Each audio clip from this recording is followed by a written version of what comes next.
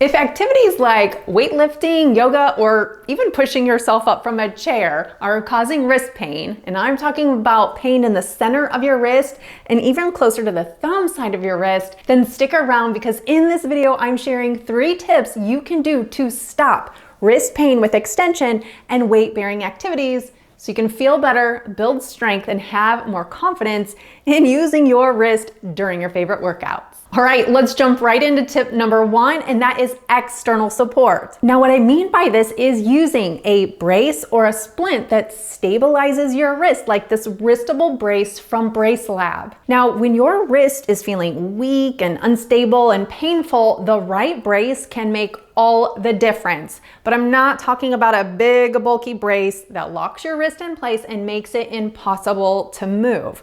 I'm talking about a brace that provides the right amount of support exactly where you need it without compromising your wrist motion or the ability to do the activity that you want to do. Now, pain on the thumb side of your wrist or the center of your wrist can be caused by wrist arthritis, sprains, a previous wrist fracture, ligament instability, hypermobility, or even impingement.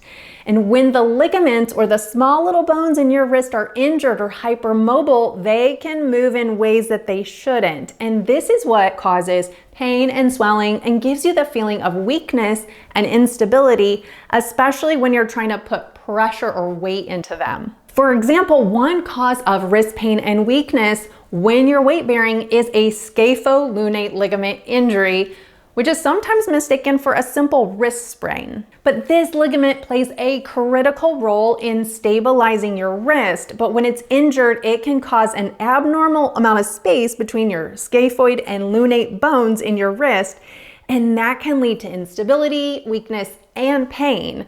And if not taken care of early, it can lead to painful instability deformities. And so wearing a brace like the WriStable can help during the early stages of ligament injury by acting as an external ligament to maintain the alignment between your scaphoid and your lunate bones. And the secret lies in the strap. And when it is applied precisely over your proximal row of your wrist, it will limit full extension, which helps contain those carpal bones and puts less stress on your scapholunate ligament.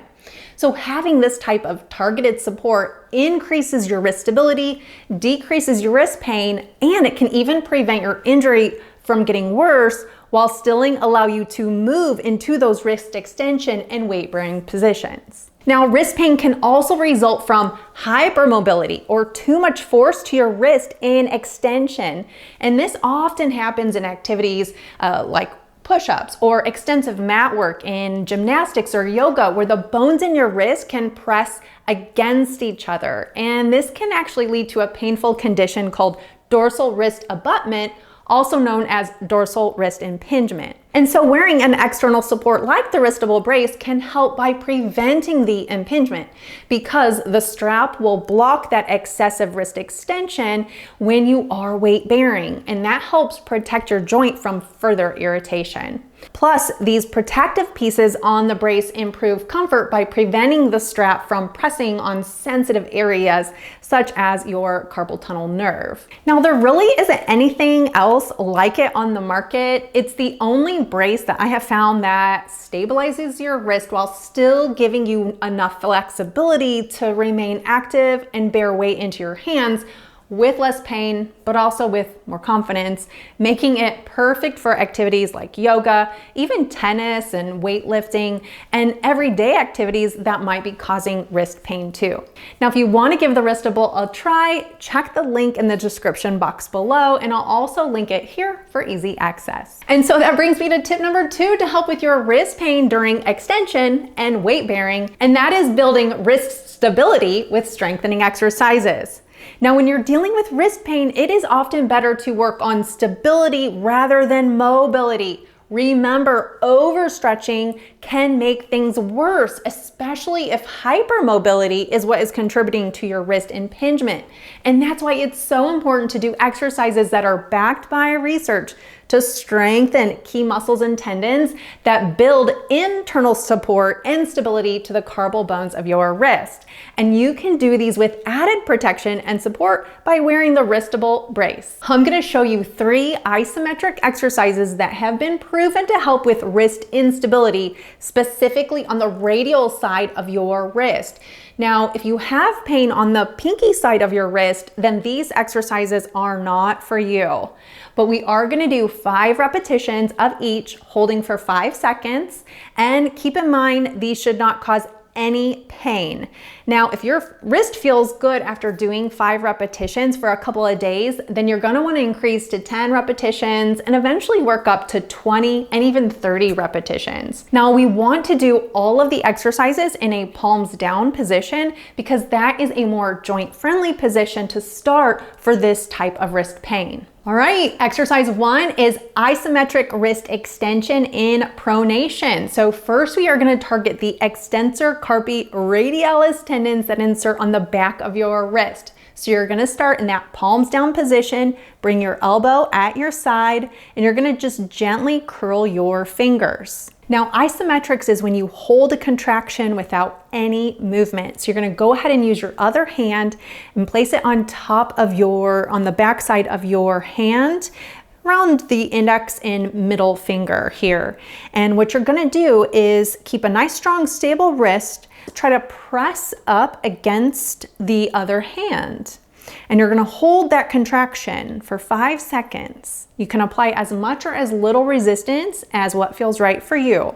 So let's hold that position in that contraction. 1, 2, 3, 4, 5, and relax. That's 1. And again, apply that resistance and hold that contraction. 1, 2, 3, 4, 5. And relax, that's 2. And again, press and hold. 1, 2, 3, 4, 5.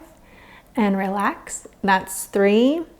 Again, press and hold, nice strong wrist. 1, 2, 3, 4, 5. And relax, and that's 4. And again, press. 1, 2, 3, 4, 5, and relax. And let's do one more. Press. 1, 2, 3, 4, 5, and relax.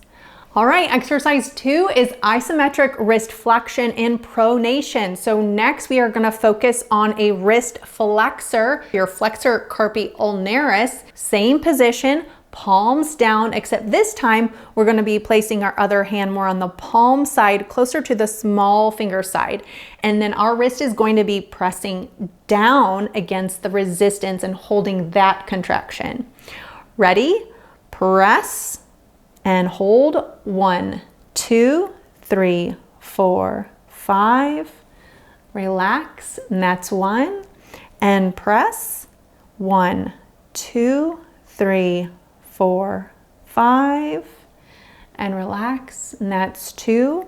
And again, press and hold. 1, 2, 3, 4, 5, and relax. That's 3.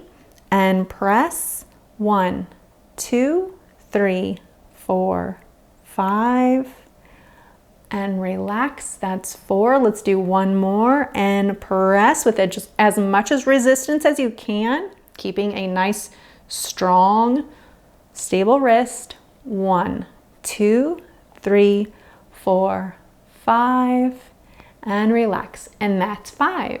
Okay, and exercise 3 is isometric thumb abduction in pronation. So this one strengthens your APL, which is your abductor pollicis longus, one of the long tendons of your thumb.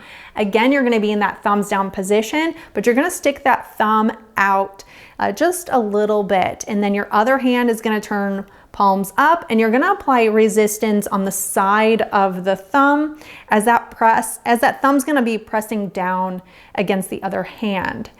So press that thumb down against the fingers, keeping the thumb strong, wrist strong, and hold. 1, 2, 3, 4, 5. And relax, and that's 1. And press, 1, 2, 3, 4, 5. And relax, that's 2. Press, 1, 2, 3, 4, 5. And relax, that's 3. And press and hold, 1, 2, 3, 4, 5. And relax, that's 4. Let's do one more and press, 1, 2, 3, 4, 5. And relax, and that's 5. Good job. And finally, my tip number 3 to stop wrist pain is to focus on maintaining a neutral wrist position during your daily activities. Think about how many activities you do that involve loading, lifting, or moving your wrist into extension or weight-bearing positions. Pushing yourself up from a chair, cutting vegetables, carrying bags, lifting something heavy overhead. And if you're only supporting your wrist during yoga or your workouts and not being mindful of your wrist position with everyday use, you risk unnecessary strain that can set back your healing and your progress. And what I mean by wrist neutral is aligning your wrist and your hand with your form without excessive flexing, extending, or deviating. Focusing on keeping your wrist in a neutral position requires a lot of joint awareness and learning how to maintain a strong and stable wrist position. So for example, if lifting something heavy increases your wrist pain, take a moment to check and see if you're extending or deviating your wrist too much. Instead, modify by keeping a strong, stable wrist and engaging your larger muscle groups, such as in your shoulders, to help share the load. Of course, this does take practice, but your wrist will feel stronger. Now, if you're having a hard time remembering to keep your wrist in a strong, stable, neutral position, then wearing a supportive brace like the WriStable can help provide that sensory feedback to remind you to correct your wrist position into proper alignment and reduce further joint stress. Now, making these small but consistent modifications in how you use your wrist combined with proven strengthening exercises like we did in tip number 2 can go a long way in managing wrist pain and keeping your hands feeling strong and stable for long-term pain relief. Now, I'd like to share a quick bonus tip. You could call it tip number 4, and that is to see a board certified hand surgeon or a certified hand therapist if you are having unresolved wrist pain or instability, because they truly understand the complex wrist anatomy and could create a more customized program that works for you. And so to recap, here are the 3 tips to stop wrist pain during extension and weight-bearing activities. Number 1, use external support, such as the WriStable Brace.